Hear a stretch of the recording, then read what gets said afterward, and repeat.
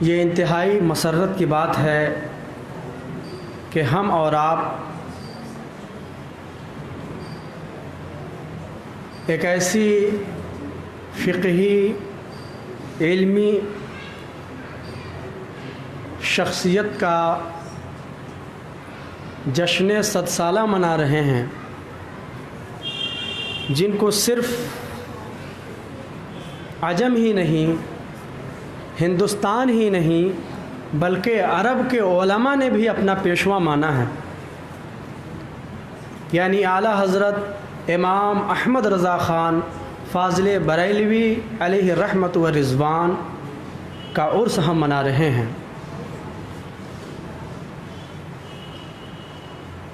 جس دور میں آپ کی ولادت ہوئی، جس زمانے میں آپ نے ہندوستان کی سرزمین پر بریلی میں اپنی آنکھیں کھولی، اس کا پس منظر ایک شاعر نے بڑے خوبصورت انداز میں بیان کیا ہے۔ شرک تھا جب ناز کرنا احمد مختار پر، شرک تھا جب ناز کرنا احمد مختار پر، نکتہ چی تھے لوگ علم سید ابرار پر، ہر ولی ہر غوث کو بے دست و پا سمجھا گیا، یا رسول اللہ کہنے پہ تھا فتویٰ شرک کا، کفر پر ایک دن مشیت کو جلال آ ہی گیا، کفر پر ایک دن مشیت کو جلال آ ہی گیا، میرے آقا کی محبت کا سوال آ ہی گیا، اور صورت تسکین کی نکلی دل سیماب سے، ایک کرن پھوٹی اچانک چرخ پہ مہتاب سے، اس کرن کو اہل دی احمد رضا کہنے لگے، اس کرن کو اہل دی احمد رضا کہنے لگے، امت ختم الرسول کا پاسبا کہنے لگے، قوم کے ایمان و حرمت کے نگہباں زندہ باد، زندہ باد مفتی احمد رضا خان زندہ باد۔ یہ وہ زمانہ تھا جس زمانے میں مسلمان زوال کا منہ دیکھ رہے تھے، اور انگریز اس دلی کی حکومت پر قابض ہو رہے تھے اور اپنی جڑیں ہندوستان کے اندر مضبوط کر رہے تھے۔ اس زمانے میں انہوں نے بہت سارے طریقے اپنائے تاکہ ہندو اور مسلمانوں کے درمیان اور خود مسلمانوں کے درمیان طرح طرح کے عقیدے پیدا کر کے انہیں مختلف گروہوں اور مختلف جماعتوں میں بانٹا جا سکے۔ لہٰذا انہوں نے بہت سارے داڑھی ٹوپی رکھنے والے لوگوں کو خریدا اور اپنے ذہانت کی عکاسی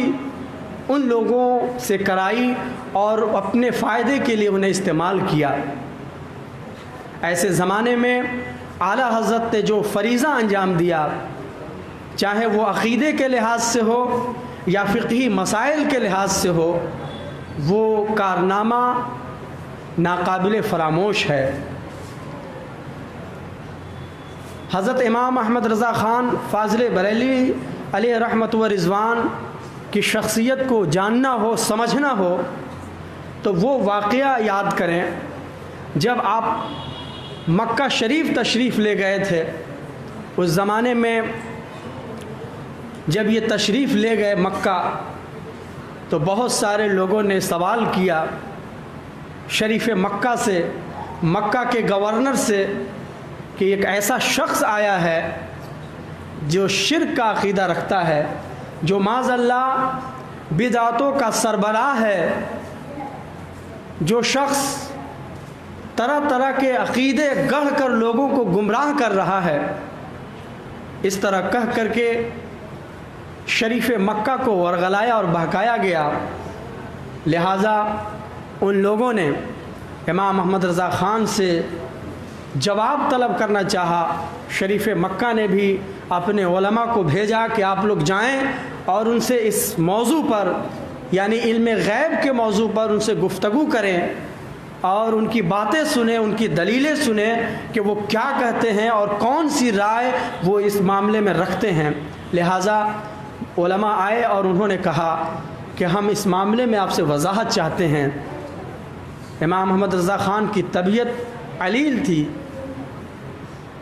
اتنے اچھے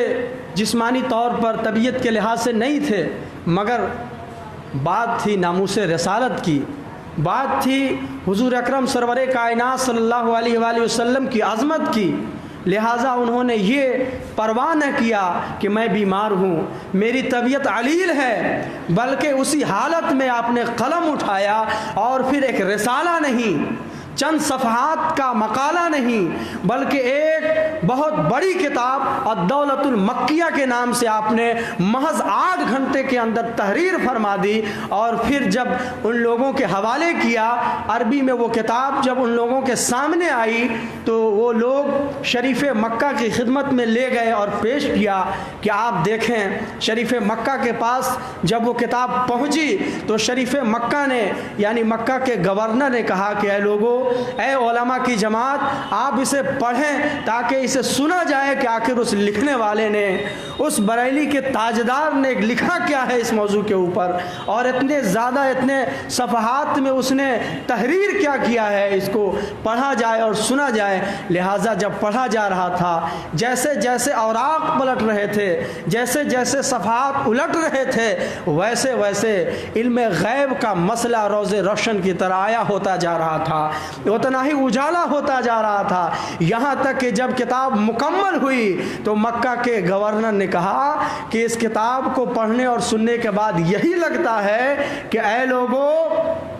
अल्लाह देने वाला है, अल्लाह अपने नबी को गैब की बात बताने वाला है और नबी ले करके लोगों को बताने वाले हैं, और तुम लोग मना करने वाले हो, तुम लोग रोकने वाले हो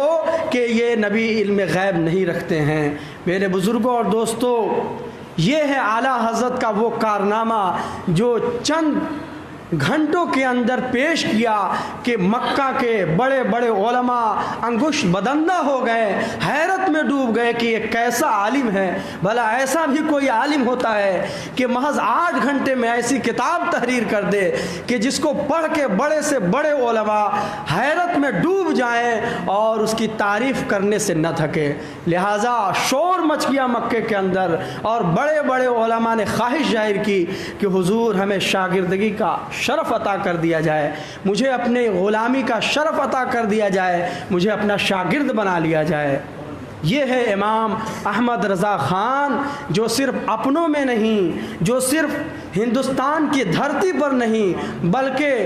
सच तो ये है कि जिस समत आ गए हो सिक्के बैठा दिए हो, जिस तरफ आपने कलम उठा दिया है उस तरफ इल्म और हिकमत का दरिया बहा दिया है।